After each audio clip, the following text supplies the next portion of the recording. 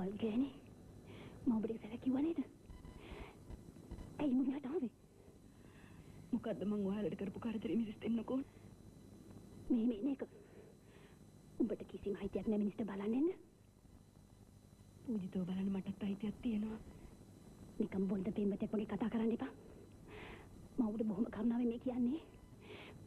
මගේ කීමන ආපහු මෙහාට ආවොත් බලාගන්නේ. මට තහංචි පනවන්න ඔයාට කිසිම අයිතියක් නැහැ මිසස් දෙන්නකෝ.